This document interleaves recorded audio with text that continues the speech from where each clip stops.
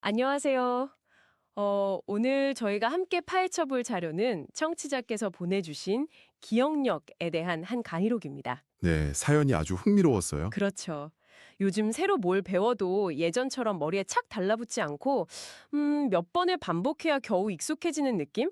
정말 많은 분들이 공감하실 것 같아요. 네, 특히 나이가 들어도 뇌는 계속 발전할 수 있다는 캘리포니아 대학 연구 같은 과학적 사실하고 내 실제 경험 사이에서 오는 그 괴리감. 이 지점이 정말 인상 깊었습니다. 맞아요. 그래서 오늘 저희의 목표는요, 이 강의록이 제시하는 아주 독특한 해법을 탐구해 보는 겁니다. 근데 솔직히 말씀드리면 이게 우리가 아는 일반적인 뇌과학과는 거리가 꽤 멀어요. 그렇죠. 이건 좀 다른 영역이죠. 네. 철학, 어쩌면 약간 영적인 해석까지 가미된 시각이라서요. 저희의 임무는 이걸 과학적으로 검증하는 게 아니라 이 독특한 관점 속에 혹시 우리가 놓치고 있던 통찰이 있는지 한번 제대로 들여다보는 겁니다. 맞습니다. 일단 시작부터 이 점을 명확히 하는 게 중요할 것 같아요. 이 강의록의 매력은 뭐랄까, 과학적 근거보다는 관점의 전복에 있거든요. 관점의 전복이요. 네. 보통 우리는 기억력이 떨어졌다고 하면 능력이 쇠퇴했다는 부정적인 신호로만 받아들이잖아요. 그렇죠. 당연히 그렇게 생각하죠. 근데 이 자료는 정반대의 주장을 펼칩니다. 그건 뇌가 고장난 게 아니라 오히려 더 고차원적인 작업을 위해 스스로를 최적화하는 과정, 일종의 업그레이드일 수 있다는 거죠. 업그레이드라니, 와, 정말 대담한 주장인데요. 보통 컴퓨터도 오래 쓰면 느려지고 포맷을 해야 하는데 뇌가 스스로 포맷하고 있다는 이야기처럼 들리기도 하고요. 비슷한 비유입니다. 강의록에서는 대한민국 사람들의 99%가 기억력 저하를 경험하고 있다고 단언하던데 이게 자연히 우리에게서 뭔가를 빼앗아가는 게 아니라 오히려 뇌의 과부하를 막기 위한 조치라고 설명하죠. 바로 그겁니다. 불필요한 생각. 그러니까 이 자료의 표현을 빌리자면 쓰레기 데이터를 비워내기 위한 자연의 섭리라는 거예요. 쓰레기 데이터. 네. 이걸 설명하기 위해 아주 현실적인 비유를 하나 드는데 바로 스마트폰입니다. 아, 스마트폰. 인류가 왜 기억력을 잃는 대신 한 손에 스마트폰을 쥐게 되었는가? 이건 모든 걸 머리에 담으려고 애쓰지 말고 단순 정보는 외부 장치에 맡기라는 명확한 신호라는 해석이에요. 아, 그 비유는 정말 와닿았어요. 전화번호나 간단한 약속 같은 건 이제 굳이 외우지 않고 그냥 스마트폰에 저장하잖아요. 다들 그렇죠. 근데 저는 여기서 한 가지 의문이 들더라고요. 스마트폰이 없던 시절에도 사람들은 나이가 되면 기억력이 감퇴했는데 그건 어떻게 설명할 수 있을까요? 스마트폰은 비교적 최근 현상이니까요. 아주 좋은 지적입니다. 강의록은 그 부분까지 파고들어요. 스마트폰은 그 현상을 상징적으로 보여주는 현대적인 도구일 뿐이라는 거죠. 아, 상징이다. 네. 핵심은 우리 내부의 정보 처리 방식 자체가 변하고 있다는 겁니다. 더 나아가서 모든 걸 뇌에만 저장하려는 시도가 사실은 꽤 위험할 수 있다고까지 경고해요. 위험하다고요? 네. 질량 높은 정보를 뇌에 너무 오랫동안, 아니 과도하게 담아두면 내부에서 스파크가 일어나서 정신적으로 위험해질 수 있다는 표현이 나옵니다. 스파크라니 표현이 굉장히 강렬하네요. 컴퓨터로 치면 CPU에 과부하가 걸려서 타버리는 느낌인데요. 딱 그 느낌입니다. 이게 그냥 스트레스나 번아웃을 뜻하는 비유적 표현일까요? 아니면 그 이상의 의미가 있는 걸까요? 일종의 정신적 쇼트 현상에 대한 비유를 보입니다. 너무 많은 고밀도 데이터를 막 처리하려고 할 때 발생하는 시스템 다운 같은 거죠. 아, 시스템 다운. 특히 강의에서는 머리가 좋은 편인 대한민국 사람들에게 이런 위험이 더 클 수 있다고 언급합니다. 그리고 여기서부터 이 강의는 평범한 자기계발서를 넘어서요. 어떤 식으로요? 인간의 정보 저장 시스템에 대한 아주 근본적인 모델을 제시하기 시작합니다. 바로 뇌와 영혼이라는 이원적 시스템이죠. 자, 바로 이 지점에서 저도 솔직히 좀 당황했습니다. 갑자기 영혼이라는 단어가 나오니까요. 그렇죠. 갑자기 훅 들어오죠. 네. 과학적 논의에서 갑자기 판타지 소설로 장르가 바뀌는 느낌이랄까요? 이 강의가 말하는 영혼을 우리가 어떻게 받아들여야 할까요? 네, 충분히 그렇게 느끼실 수 있습니다. 그래서 이 개념을 문자 그대로의 종교적 의미로 받아들이기보다는 하나의 메타포 또는 개념 모델로 접근하는 게 좋을 것 같습니다. 개념 모델이요? 네, 이 강의의 논리를 한번 따라가 보죠. 여기서 뇌는 컴퓨터의 램 같은 역할을 합니다. 아, 램. 임시 저장 공간. 맞습니다. 당장 처리할 작업을 위한 빠르고 또 휘발성이 강한 임시 저장 공간인 거죠. 반면에 영혼은 클라우드 서버나 대용량 SSD 같은 영구 저장소에 비유할 수 있습니다. 아, 그 컴퓨터 비유는 이해가 확 되네요. 우리가 컴퓨터로 여러 프로그램을 동시에 띄우면 속도가 느려지고 버벅거리잖아요. 그렇죠. 막 포토샵, 영상 편집 프로그램, 인터넷 창 한 50개쯤 켜놓으면 컴퓨터 팬이 미친 듯이 돌다가 결국 다운되기도 하고요. 이게 뇌에서 일어나는 스파크 현상이라는 거군요. 정확합니다. 그리고 여기서 가장 중요한 프로세스가 등장하는데 바로 이해입니다. 이해. 이 강의에서 이해라는 행위는 램에서 작업하던 파일을 최종적으로 완성해서 클라우드 서버에 저장, 세이브하는 것과 같아요. 아, 저장. 일단 클라우드에 안전하게 저장이 되고 나면 굳이 램에 계속 뛰어들 필요가 없으니까 해당 프로그램은 닫아버리죠.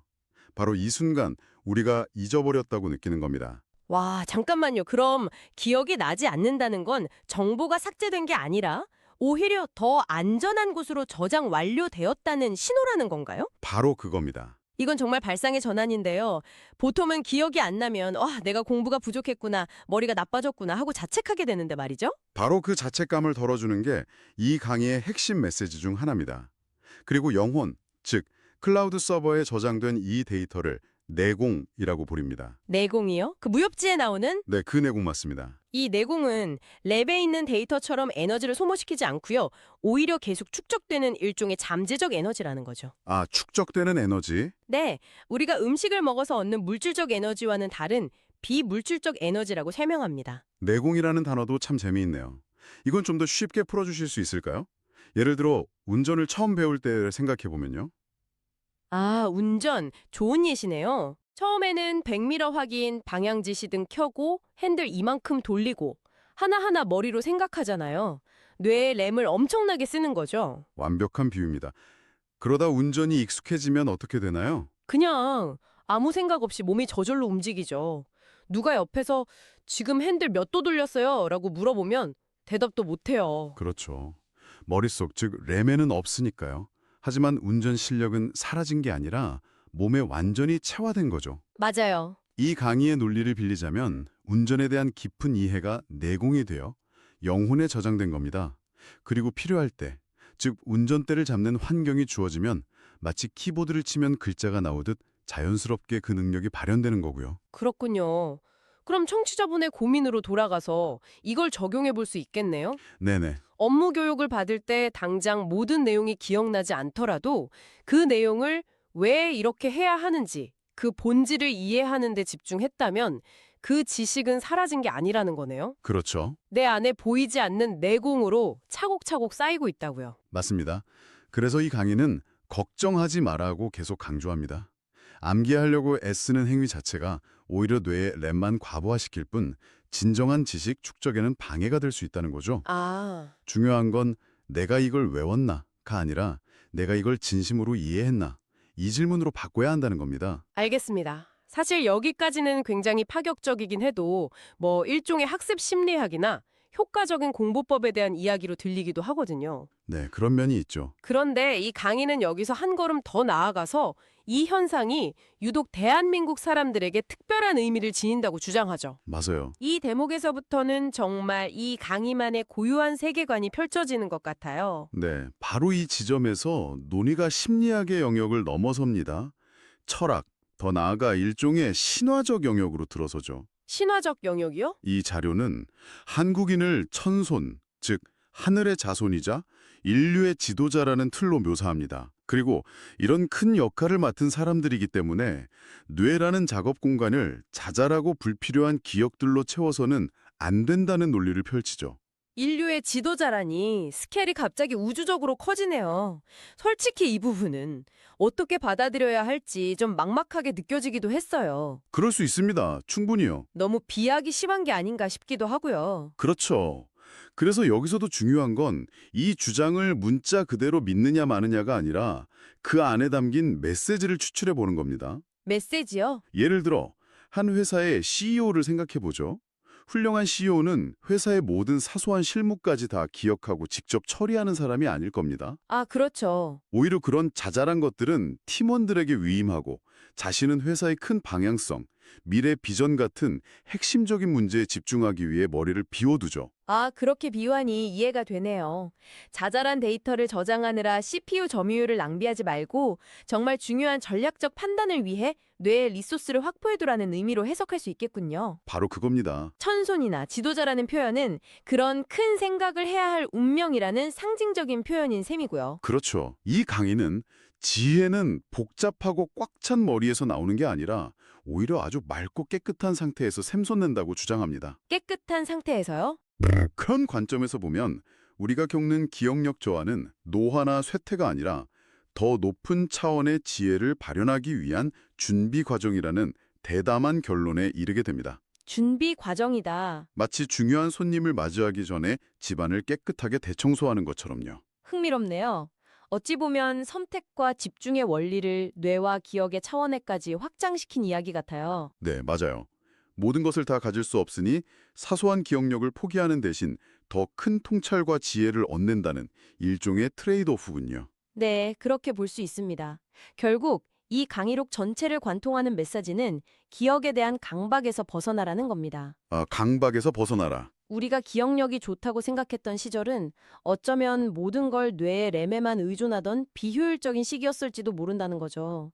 이제는 더 효율적인 시스템, 즉 외부 장치와 내부의 연구 저장소를 활용하는 방식으로 진화하고 있다는 거고요. 좋습니다. 그럼 오늘 나눈 이야기들을 한번 정리해 볼까요? 청취자께서 보내주신 강의록을 통해 우리는 기억력 저하가 단순한 뇌 기능의 쇠퇴가 아닐 수 있다는 새로운 가능성을 탐색해 봤습니다. 네, 그것은 불필요한 정보를 비워서 뇌의 과부하를 막고 깊이 이해된 지식은 영혼의 내곰이라는 형태로 더 안전하고 효율적인 곳에 저장하는 일종의 진화 과정일 수 있다는 파격적인 주장이었죠. 그리고 이 모든 과정은 더 큰 지혜와 통찰을 위한 공간을 확보하기 위한 굉장히 긍정적이고 희망적인 해석까지 덧붙여졌습니다. 맞아요. 이 관점을 받아들인다면 앞으로 무언가를 배울 때 우리의 태도가 근본적으로 바뀔 수 있을 것 같아요. 이걸 어떻게든 외워야지라는 조바심 대신에. 대신 이것의 본질이 뭘까를 깊이 파고드는 여유가 생길 수 있겠죠. 바로 그거죠. 기억했는가에서 이해했는가로 평가의 기준을 옮기는 것만으로도 학습의 스트레스가 훨씬 줄어들어들 것 같네요. 당장 기억나지 않아도 괜찮다. 나는 분명히 성장하고 있다. 내 안에 내공이 쌓이고 있다는 믿음을 가질 수 있을 테니까요. 네. 그래서 마지막으로 청취자께 이 강의록의 관점에 기반한 질문 하나를 던지며 마무리하고 싶습니다. 네, 좋습니다. 만약 이 강의의 주장이 어느 정도 일리가 있다면 우리는 정보를 소비하는 방식을 완전히 다르게 설계해야 할지도 모릅니다. 당신이 오늘 배우고 이해했지만 아마 내일이면 세세한 내용은 잊어버릴 수도 있는 그 지식들이요. 네. 사실은 사라지는 것이 아니라 당신의 보이지 않는 내공으로 당신이라는 존재의 일부로 차곡차곡 쌓이고 있다면 어떨까요? 아, 이 강의의 말처럼 그 내공의 에너지가 언젠가 대우주에서 쓰일 것이라는 거창한 목표까진 아니더라도 지금의 배움이 미래의 어떤 순간에 전혀 예상치 못한 방식으로 당신을 돕게 될 거라고 상상해 보는 겁니다. 네, 상상만 해도 든든하네요. 그렇다면 당신은 오늘 어떤 정보를 당신의 영혼에 저장하시겠습니까?